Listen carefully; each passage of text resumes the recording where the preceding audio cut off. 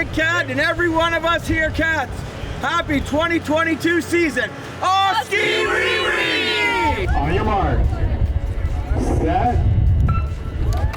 Let's go all the way to the finish line. Good race. Look at those sprinters go. The day is just set up to watch these students shine. It's an amazing time for the students to interact with all the wonderful people who support them from day to day. A satisfying return to a sense of normality, not seen for more than 2 long years of loss. The world's still learning how to recover and navigate a new reality. Good evening, I'm Matt Ingram, and thank you for joining us for Your Road Ahead, a CHCH News special report. It's been more than 800 days since the World Health Organization declared COVID-19 a pandemic, nobody knowing the chaos and confusion to come or when this collective nightmare was going to end. Tonight we take a look at how the virus thoroughly interrupted our lives, pushing our most critical resources to their breaking point, but also the progress being made to bounce back and what work still lies ahead. With the school year winding down, let's begin with education. We visited Fitch Street Public School in Welland to speak with students and staff about their experiences and what comes next. It was a great experiment of sorts, born of necessity. Children trying to learn from home, away from the supports of teachers and classmates. I kind of gave up after a while just because I was exhausted with it. I wasn't putting that much effort into my work as I would have done in in school. It's hard to learn. It's like watching a movie, but without seeing the thing. Online learning became the new reality as schools were closed in March 2020, when Ontario declared a state of emergency. Between March 2020 and May 2021, Ontario schools were closed for 20 weeks, not including additional regional closures. That's longer than any other Canadian province or territory. Those closures returned the following school year, Omicron extending the winter holiday. They were suffering a bit, right? They needed their friends, they needed their peers. Grade 7 teacher Stefan Ilskins taught students online and says it wasn't the best for his kids, forcing them to learn without an educator in the room to help and negatively impacting their social development. They just weren't getting that social communication with their friends, which I think is, in my opinion, getting to grade 7 and 8 is probably one of the most crucial things, especially moving forward into high school. Even my social levels before weren't that good, but after COVID, it got even drastically bad. The situation also negatively impacted their mental health. 100% with my mental health. Things have become a lot more scarier, especially when it comes to talking to other people. Online wasn't easy for the younger kids either, who had never experienced a normal school year before the last return to class in September. They had to be taught basic skills and routines. It was pretty sad because I loved going to school and seeing all my friends. Online is not ideal for kids. Catherine Hodson is the principal here at Fitch Street Public School and says for teachers, it was very difficult to engage kids in learning over a laptop.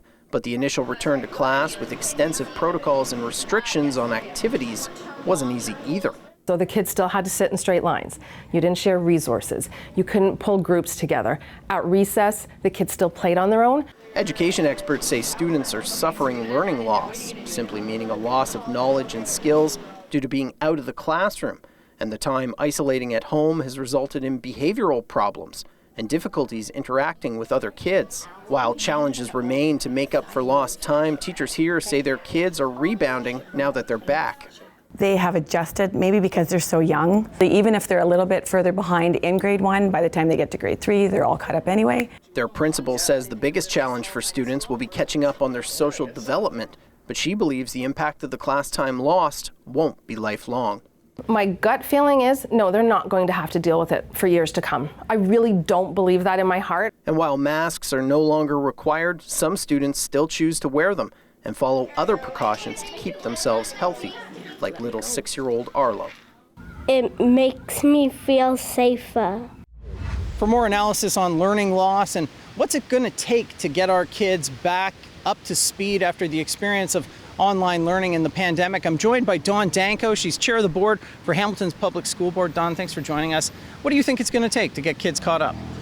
Truly, I think the first thing it's going to take is the investment in people in our schools supporting students, having a different ratio where we have less students per adult supporting them. And I'm grateful that we've had an investment from the ministry for this next year for learning recovery.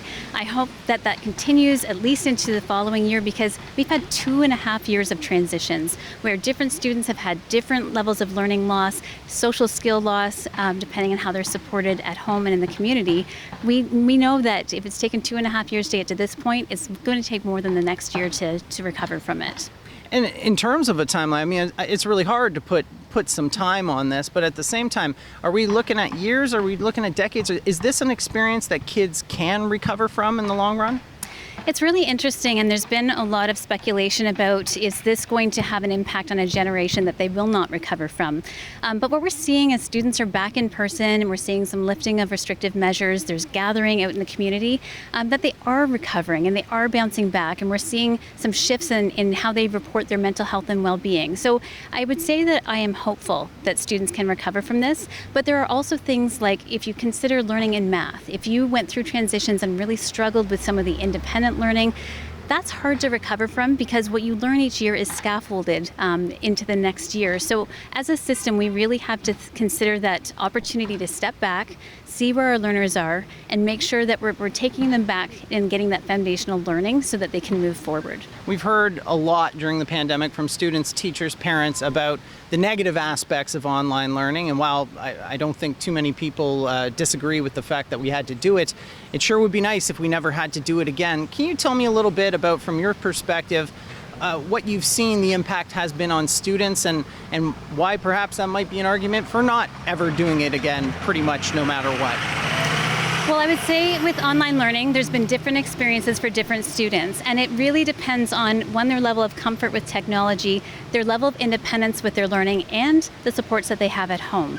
And so when you don't have that level of comfort with independent learning, technology, or supports at home, we had students completely disengage. And so that's where we see disproportionate impacts on different students in our system. I would say that when we think about online learning, at the beginning of the pandemic, there were conversations about, do we rethink how we deliver education? I think the resounding answer is no. Absolutely not in elementary school, and we really need to think carefully about what online learning looks like in secondary school, because learning is a social construct, and what we've seen is students have lost the ability to learn social skills, to practice those skills, to work together. One of the best ways that you can learn something is by teaching someone else, and in the online environment, students really weren't comfortable with doing that. So I think that we have confirmed that school needs to be in person for the large part for almost every student. The concerns over learning loss expected to shift from the classroom to campus. So there are gaps that we're seeing in some of the writing skills and some of the research skills, numeracy skills, those foundational skills that students bring into a university because they've had now different experiences. And so I would say across the university in different faculties that folks are supporting that transition. They're absolutely aware of the gaps. We're also really relying on our upper year students who were here before the pandemic to share what their experiences were and to help us think about those questions and those things that they found to be stressors that they now have answers to be able to share those with our incoming students. One of the biggest stressors officials at McMaster University are hearing about from incoming students is exams and what to expect from those end-of-term tests. They say plans are in the works to ensure those students are supported. Coming up, from the end of the school year to the start of summer vacation, and the costly and time-consuming headaches, no matter what your method for getting the heck out of town, the pandemic hangover impacting the entire tourism industry, and how long that could last. But first, COVID-19 wreaked havoc on healthcare, a system already pushed to its limits, how those hailed as heroes are managing right now, and what patients could expect in the months and years to come.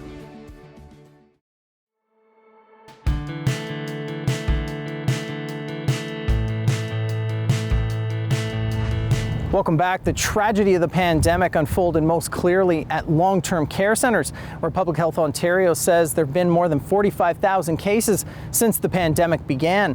More than a third of all COVID-related deaths in Ontario have been at these places. We've come to Idlewild Manor in Hamilton to hear from the people who work and live here what the pandemic has been like for them. In the early days of the pandemic, inside Idlewild Manor, Kim Mellinson says she was a bit scared she may die from COVID-19, but she's tried to keep a positive attitude. If it's my time to go, let me go. She's facing her mortality in another way, battling cancer.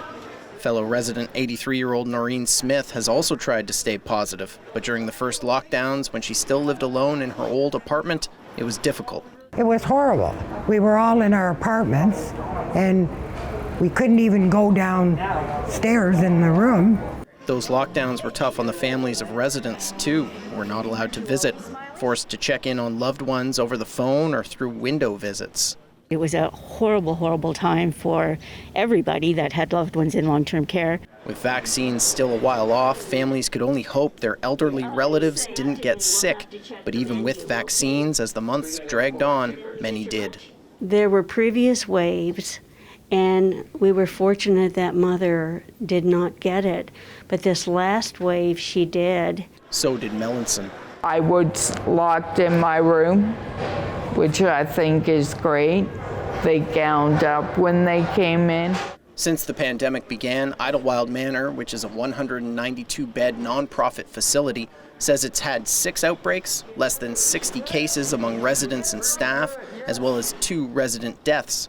Those are relatively low numbers compared to some other Hamilton long-term care homes, like for-profit home Grace Villa, where during a single outbreak in 2020-2021, there were 232 resident and staff cases, and 44 of the 156 people who lived there died.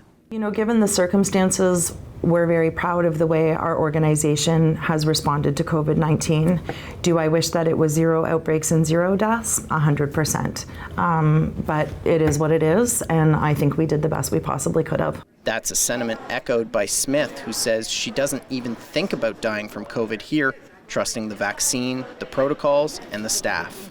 I never really worried about it, to tell you the truth, because I see what kind of work they're doing here. Staff like husband and wife PSW team Jerome and Precious Inez, who have worked extra hours for years now, with Precious herself recently catching the virus. Most of our co-workers, they are willing to be here. They volunteered the extra hours. And protocols like testing everyone who comes in. When you come into Idlewild Manor, you're greeted by a screener who asks you some basic questions about how you're feeling, what your vaccination status is. You're then directed towards a testing room. Everyone who comes in has to be tested to see if they have COVID before they're allowed to enter. This comes down here. There's a number of staff and stalls. You come in, you sit down, you do your swab, and after sitting and the result comes in, they let you know if you're able to come in. 94% of residents have 4 vaccination shots, and over 90% of staff have 3. But with a 7th wave predicted for Hamilton this fall due to waning immunity and the higher chance of transmission during the colder months, there's still work to do to prepare. Like most long-term care homes, Idlewild suffered staffing shortages during the pandemic. Senior Administrator Renee Guter says the levels are now adequate, but they could always use more. Some days were not easy. I know that many of our staff have had to work, certainly double shifts, maybe even more than that from time to time. Guter says they're also preparing to incorporate new advancements in COVID treatments, including an IV form of Paxlovid that's in development. As we look forward, the overwhelming loss in long-term care will not soon be forgotten. The Ontario government says that as of June 14th, 4,587 residents have died, along with 11 workers in those homes. One thing we kept hearing from families of long-term care residents was a concern about the pace at which restrictions are being relaxed and a hope that people continue to take precautions to keep the most vulnerable safe. Now, some of the most vulnerable got very sick with the virus and ended up in hospital, places like Joseph Brant here in Burlington, where doctors and nurses worked tirelessly to keep up with the flood of patients. I came in here in the winter and it's now summer, so I'm looking forward to getting outside. The people at the hospital did a wonderful job, and I'm alive. It was really hard to breathe, yes. I don't remember anything after. Whatever I went through, I wouldn't want anybody else to go through. These are some of the voices of the survivors, COVID patients who required extensive hospitalization to recover from the virus. Some had to be put on ventilators and monitored in intensive care units, like this one at Joseph Brant Hospital, which has treated COVID patients since the very start of the pandemic. It was really unlike anything we had ever seen before. The early phases of the pandemic were really characterized by so much fear and uncertainty. ICU surgeon Dr. Paul Lysecki has worked the whole pandemic at Joe Brant, which, like ICUs across the province, had its resources pushed to the brink. He says the hospital also took on a large number of patients from other regions that were harder hit. He remembers the biggest surge of patients during Wave 2 and 3 before vaccination was widespread, and while case numbers were sharply climbing. We really did reach a point where we were surging out of the physical space of our ICU. He says the pace of work exploded, and he and his colleagues worked extra hours to keep up, seeing far higher numbers of severely sick patients than the ICU was accustomed to dealing with. Seemingly countless patients, and more coming in regularly with such severe illness. We never knew what each day was going to bring. We'd watch across the world and see what happened in New York and Italy. Erin Jameson played a key role in Joe Brant's early pandemic response, and she continues to help the hospital handle COVID-19 and prepare for future waves. Well, we're struggling like everyone is with getting staffing our health human resources. She says lessons learned during previous waves will be applied in the future, like how to function with fewer staff and working with regional partners to get every patient the care they need. The ICU has expanded from 20 beds at the start of the pandemic to 24 now. Currently, it's about 80% full, which is what they want, so there are beds available for a surge of patients. Can't have them wait while you're trying to get the bed ready. There are only 2 COVID patients left in the ICU, and Dr. Lysecki says they're seeing more patients with the more usual pre-pandemic medical problems, like heart attacks, but that could always change in the fall. I think we've all learned not to expect the unexpected when it comes to the pandemic, and I've kind of given up on trying to predict what's going to happen next. In the meantime, hospitals across Ontario now have to deal with a massive backlog of non-urgent surgeries, including Hamilton's biggest hospital system. Before the pandemic, Hamilton Health Sciences already had a backlog, and COVID's made it worse. Right now, there's about 1,400 kids and 6,000 adults waiting for surgery. To help work through the backlog, HHS will start doing some procedures normally done in Hamilton right here at the West Lincoln Memorial Hospital in Grimsby. So for children, we have twice the number of children waiting beyond the recommended wait time. Leslie Gauthier from HHS says they are seeing long wait times for specific surgeries, things that are not life and death, so weren't prioritized during COVID. I think it's going to take us a number of years to catch up. But she believes utilizing West Lincoln Memorial will help. The hospital is also opening a 15th operating room at Hamilton General and trying to recruit more staff. As COVID cases in our hospitals decline, another crisis continues. Healthcare workers, frustrated, fed up, and burning out. Some switching jobs, others leaving their careers altogether. There was just so much devastation, right? So much loss, so much pressure, so much, I don't know, I don't have all the words.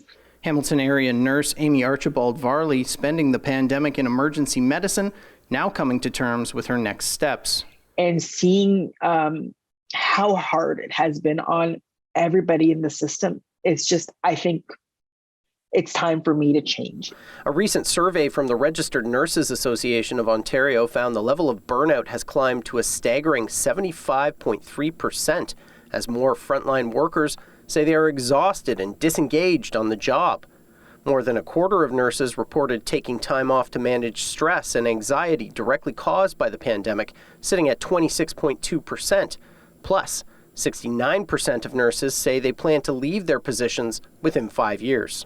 Once we can decrease the workloads and enable nurses to provide the quality care that they are eager to provide, we will retain them. We will retain them because we sign with Ontarians to take care of them.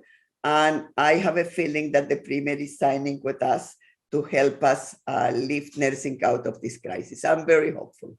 Some signs of optimism there from the head of the Registered Nurses Association of Ontario, but a major roadblock remains with growing calls to repeal Bill 124, a controversial piece of legislation that limits public sector wage hikes to 1% a year. Bill 124 is an oppressive piece of legislation that really focuses on predominantly female professions, nursing being one of them. In fact, the Ontario Nurses Association considers Bill 124 a pay cut, given the rate of inflation. As Doug Ford looks ahead to his second term as Premier, he appears open to discussions, but not making any promises just yet. We're going to sit down and negotiate fairly with no matter what union it is. But I'm a strong believer of being fair with the people. They're out there working hard, doing a great job, and we rely on them. So I'm very grateful for everyone, especially the nurses. As for Archibald Varley, she's saying goodbye to the ER. Although it was bittersweet to leave the emergency department, I still will be working on quality improvement, looking at making care accessible for all Canadians and seeing better healthcare outcomes for all Canadians. She'll be moving into a new role in health equity. Speaking of emergency medicine, those departments still feeling the pressure of this pandemic, a situation made clear when breaking down some of the wait times being experienced across the province. That data tracked by Health Quality Ontario. Here's the provincial breakdown for April of this year. On average, all emergency patients waited nearly 2 hours just for their first assessment. Low urgency patients not admitted to hospital spent an average of 3 hours in the ER, with 76% getting out of there within the 4-hour target time. That number climbs to 4.5 hours for high urgency patients who are not admitted, with 90% wrapping up their visit within the target time of 8 hours. But those wait times skyrocket when it comes to the patients who require a stay in the hospital. On average, those patients are waiting 20 hours in the emergency department before being admitted. The target of 8 hours being met only 25% of the time.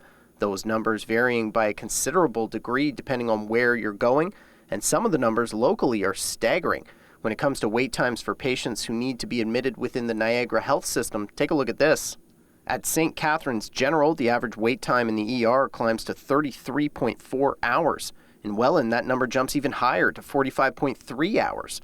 And at the Greater Niagara site in the Falls, those patients are waiting on average, get this, 55.9 hours. That's more than 2 days. We reached out to Niagara Health for an interview. They declined, but sent CHCH News a statement saying they're short-staffed while dealing with a high number of patients. They also point to other factors as contributing to these excessive wait times, such as a lack of access to family doctors and ER patients waiting for spots to open up in home and long-term care.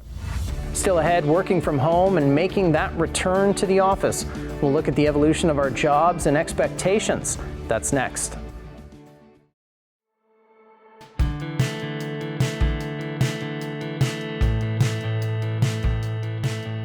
Team, we officially have a return to office date. It's a no for me. So I wanted to see how we're all feeling. Amazing. I'm getting my stuff to you. I'll be there this afternoon. We're not open today. Hypothetically, what if I've moved quite far away? Does HR know? Hypothetically. Right. Teresa, any thoughts? Oh, I quit. It's a scene playing out across companies everywhere, perfectly captured by this social media account run by a woman based in Burlington. She's followed by 1.5 million people on Instagram and nearly 2 million on TikTok. Laura Whaley started posting about the workplace before the pandemic, her videos and content clearly resonating with others. Good morning. Why haven't you responded to my email? Your email. Yep, just saw it come through now. I sent it 4 hours ago. My workday starts at 8 a.m. 4 hours and you haven't even read it. Well, seeing as it's 8:02, you actually sent this 2 business minutes ago. You know, not monitoring your inbox around the clock says a lot about how much you value this job. And working around the clock says a lot about how much you value your personal time. Toodaloo. The pandemic changing not only where we work, but also how we approach our careers in the first place. I know people who are fine to log in a little bit earlier. They work during the evening. Sometimes they answer emails on the weekend, and that's not wrong. As long as they're aware that that's the choice they're making, those are the boundaries they're setting. And just like I respect their decision to do that, it's important that they respect I'm not going to be available at 4 o'clock in the morning. You know, I don't want to be rung on my phone on a Saturday night on my weekend. I respect that time. And it's more about respecting those boundaries versus trying to implement someone else's based on your belief system. And Whaley, taking her own advice when it comes to maintaining a work-life balance, says she now works for herself so she can manage her roles as an IT consultant and on social media. Welcome back. The pandemic has changed the way we do our jobs, whether it be office workers doing Zoom meetings from their living room or frontline workers having to follow protocols to keep themselves safe. Some of these changes are likely going to persist. Office towers sitting mostly empty as the COVID-19 pandemic dragged on. Boardrooms replaced by Zoom while employees settled into working from their dining room tables.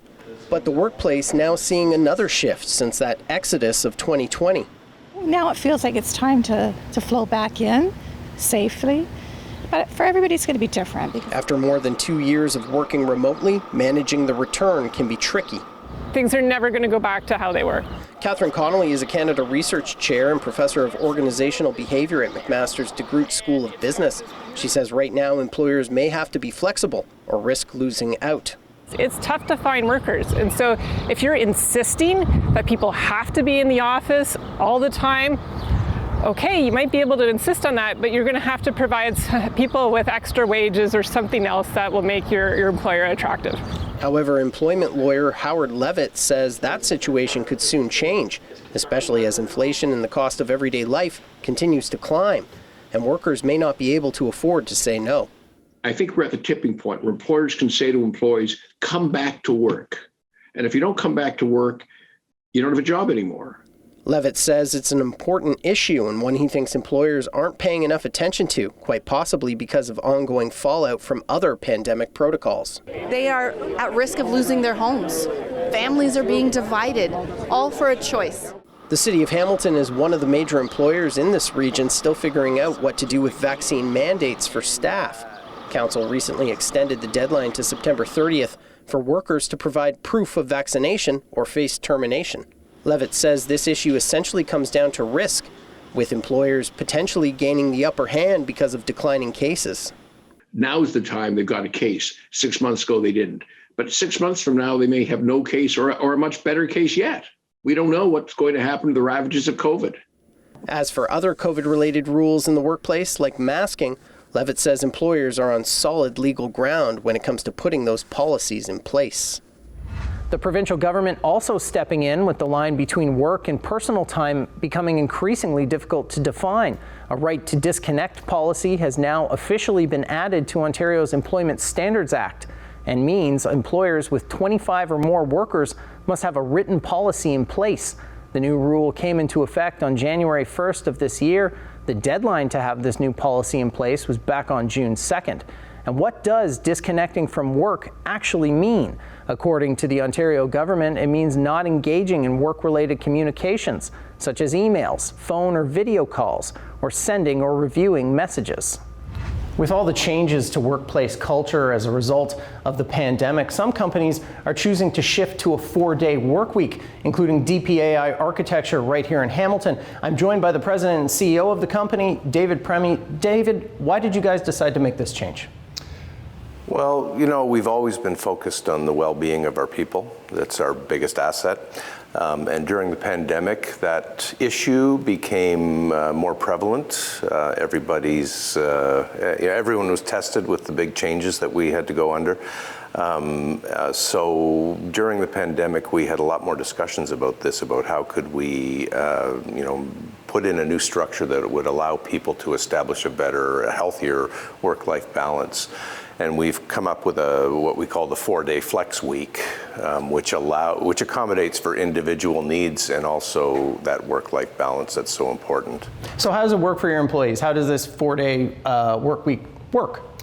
So we essentially, we have 17 people in the office right now. We're growing.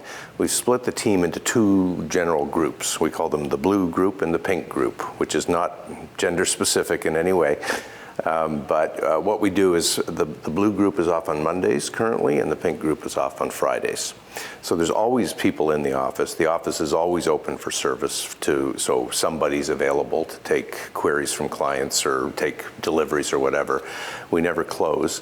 But what that allows us to do is to focus our work into 4 days. We structure it around a 4 9-hour day week. People are just sort of left to get their work done, and if you have to take your kid to soccer in the afternoon, do that and make up the time in the evening or flex the time in a way that works with your lifestyle. I really believe that it's made people more productive. It's given people 3-day weekends most of the time. And it allows them to spend more time with their families and have a better balance in their overall life. And what's the reaction been, not only from your employees, but from your clients? Clients, a couple of people express concern about what happens if I need something on a Friday. Well, that's why we structured it in 2 groups. We never close the office. We're always available. And, it's sort of an agreement we've made with everybody that, in order to move a project forward, if there's a critical meeting that happens to be on your day off, maybe on that week you attend that meeting and flex your time elsewhere. Just to keep that flexibility so that we can protect the model and make sure that all clients' needs are always looked after. After the break, the excitement of setting that out-of-office email notification slightly subdued thanks to travel industry turmoil. How travelers are being forced to get creative to overcome every obstacle along the way.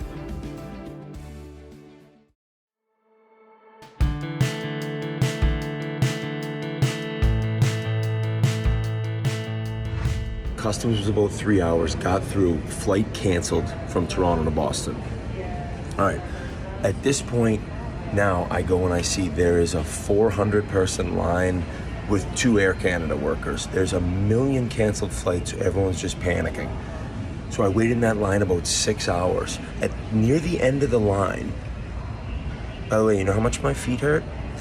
Near the end of the line, they closed it. They just said, oh, you have to go somewhere else. We had to re-enter Canada. We had to go through Canadian customs. So by the time I finally see someone from Air Canada, it's 1 a.m. I said, can I just get my bags? I had a ride to Buffalo all set up, and I had a JetBlue flight from Buffalo. I just need to get out of this country, out of this airport. This is the worst airport on earth. I'm telling you, there's no other airport like this. The epic problems at Pearson Airport put into these words, now viewed over 2 million times, after former NHLer Ryan Whitney experienced the frustration felt by thousands of others firsthand. Welcome back. As rules and restrictions continue to relax, people clearly want to get back out there and explore the world in a way that just hasn't been possible since March of 2020, when travelers scrambled to get back home and the pandemic panic really started to kick in. But Canada's busiest airport has struggled to keep up. Long lines looping through Pearson as delays and canceled flights force travelers to wait for hours on end. The situation at the Toronto airport is unacceptable. The havoc erupted in April and May as demand for travel increased. The airport said travelers were experiencing longer than expected wait times at security checkpoints. Those checkpoints are manned by the Canadian Air Transport Security Authority, which blames the delays on staffing shortages.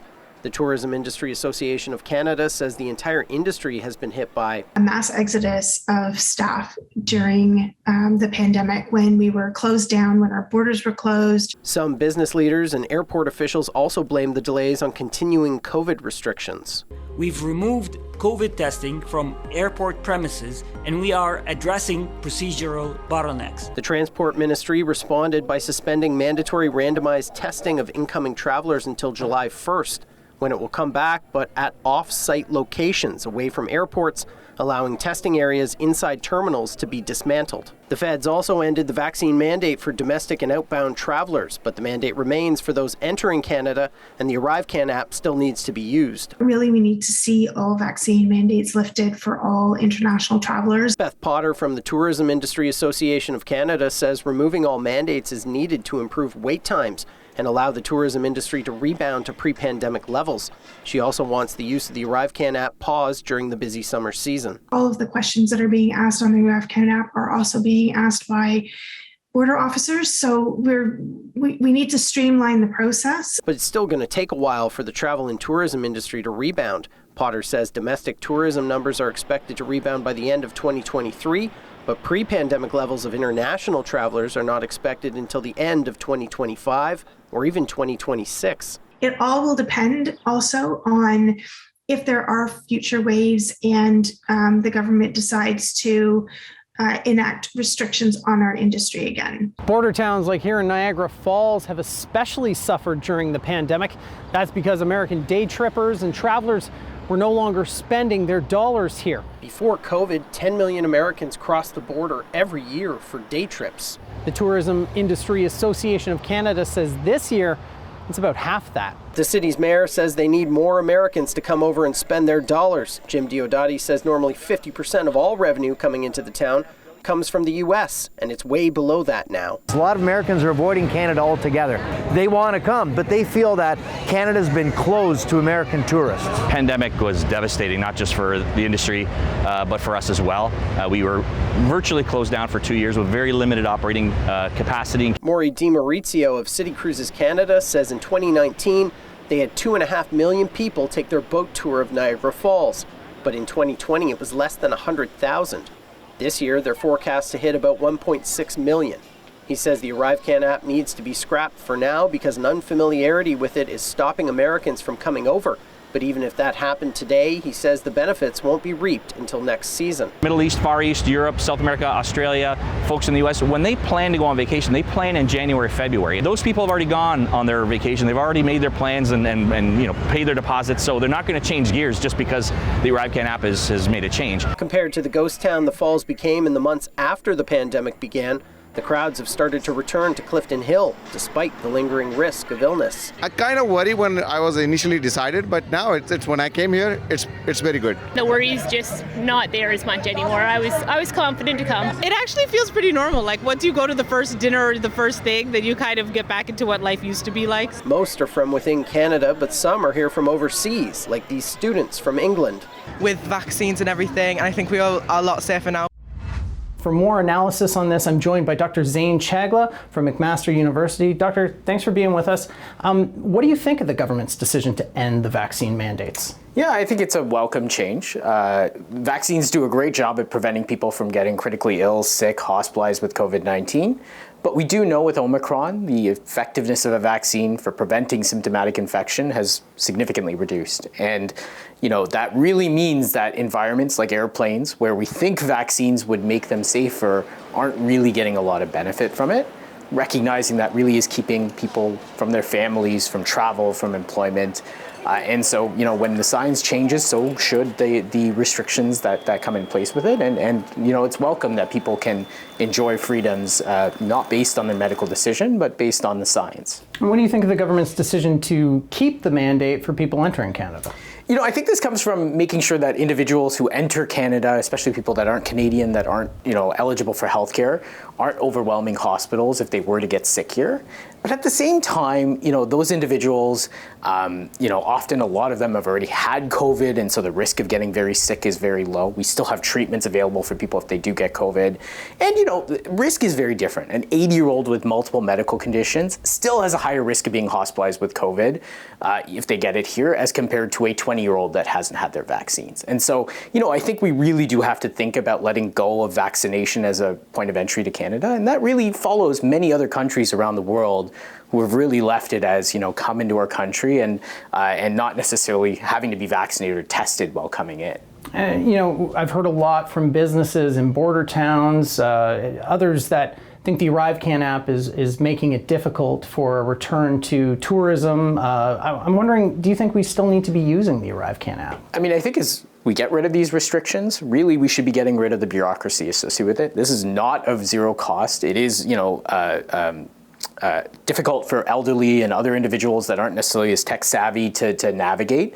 And again, if we're not going to require vaccination, which should be a part of this, if we're not going to involve testing, then we should really let the border be open and not necessarily introduce more than the typical customs that people would have to go through to come into Canada.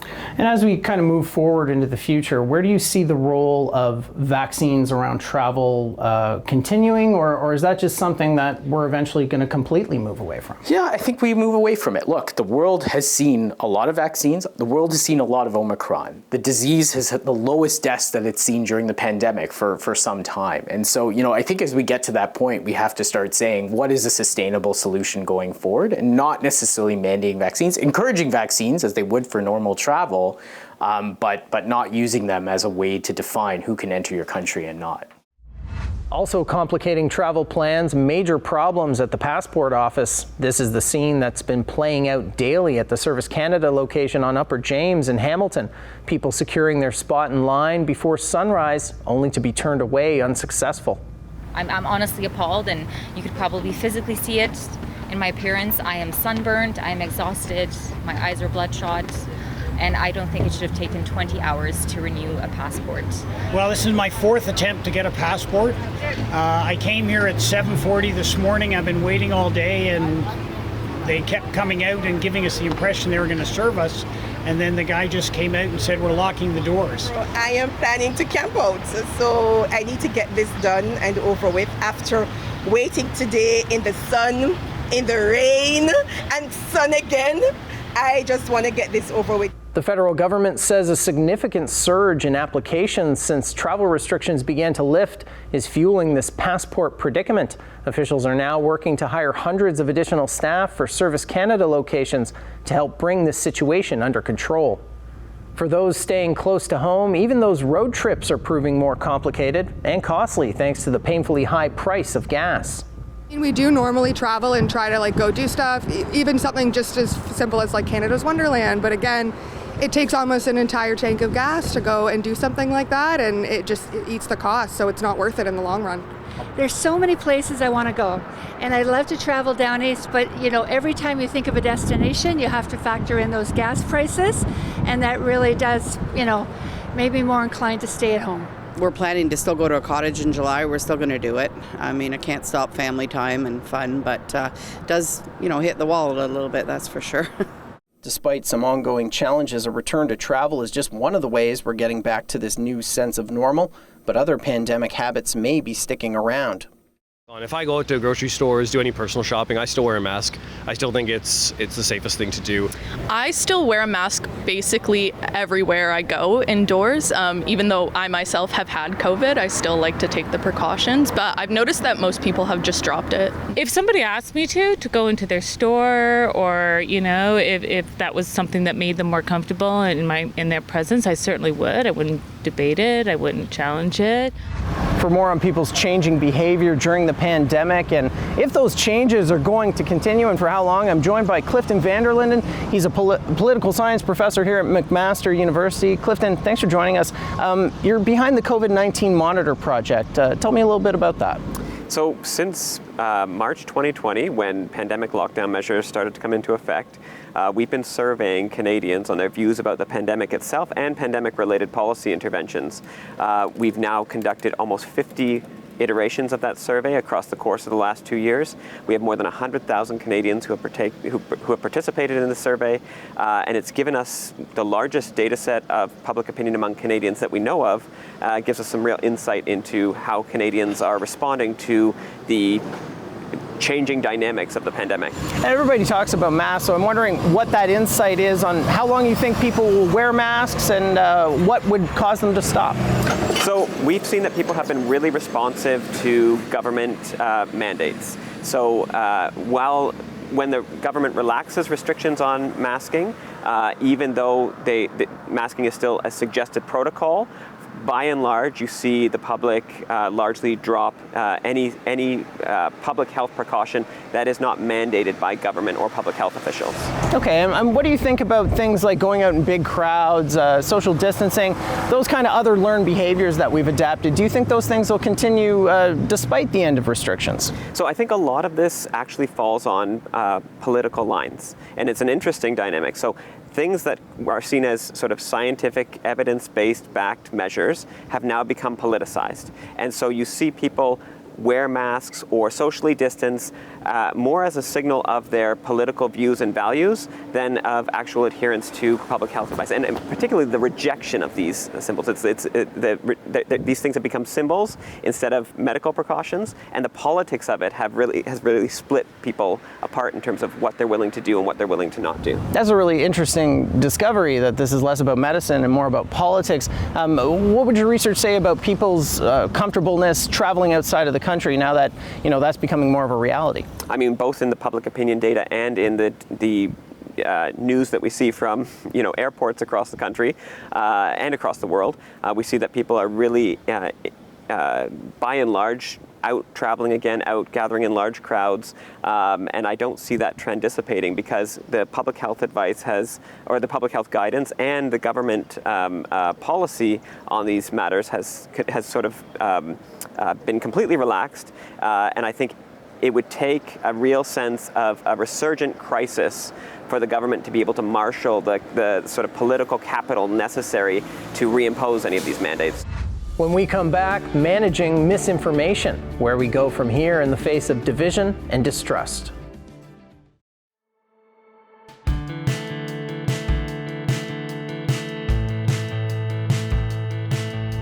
Welcome back. A huge piece of this pandemic puzzle has been communicating a complex and evolving situation to the public.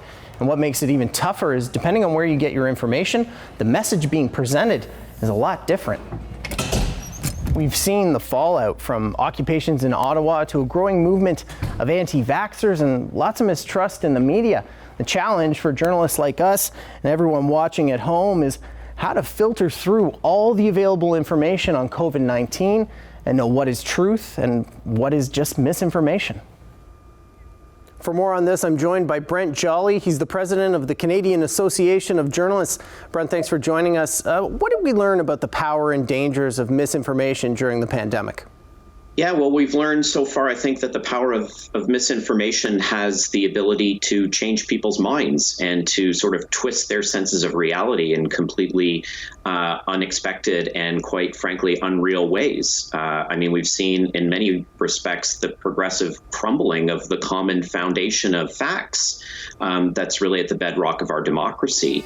And, you know, this is something that we really have to figure out, you know, and as misinformation is sort of contaminating our information ecosystem, it's definitely pushing us further and further apart. And sort of that middle ground that we once had to understand each other and to talk to each other is certainly getting smaller and smaller. And it seems like we're now in a world where the power of fact isn't as powerful as it was, you know, just a few years ago. Yeah, absolutely. I mean, we've seen there's a few reasons behind that. I mean, there's the crumbling and changing of business models that have left a lot of community newspapers, for example, having to furlough employees. The power of tech giants, where there are, weaponized information on an unprecedented scale to amplify, falsehoods and, political propaganda and misinformation, I think are really critical. And I'd also highlight, the efforts by a lot of individuals, actors, states to attack journalists themselves and attempt to discredit them and their work as an effort to undermine the public's trust over the long term. And there certainly does seem to be a real lack of trust in the media and government institutions. Now, why do you think we've come to this point? It's a lot of reasons. I think, there's been an information vacuum and people have been able to sort of select their information that they want to believe, through social media and the sort of validation that has come through, following people's that are endorsed, or information that's endorsed by people through social networks that connects with their hearts rather than their minds, and sort of the deterioration really of critical thinking and being able to step back and say, does that claim actually make sense and why or why not, and to analyze it for what it is and what it's trying to communicate. And as we look at the road ahead coming out of this pandemic, how do we restore that trust? Can we restore that trust? I think we can, but it's going to be an uphill battle for sure. I mean, I see a lot of efforts by news organizations to create disinformation and misinformation units where they look at particular claims that are floating online and sort of debunk them.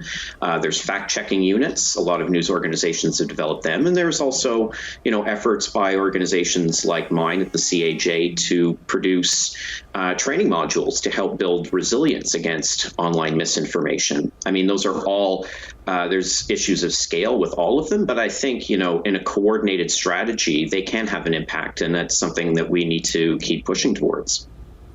That's Brent Jolly. He's the president of the Canadian Association of Journalists. Brent, thank you so much for giving us some of your time on this. Thanks, Matthew. Appreciate it. As we look ahead to a post-pandemic life, it's clear that the aftermath of COVID-19 will be with us for years to come, inside our homes, our businesses, our hospitals, our airports, and even here inside our newsroom, as we work to bring you the latest on our recovery every day. Thanks for joining us. I'm Matt Ingram. Good night.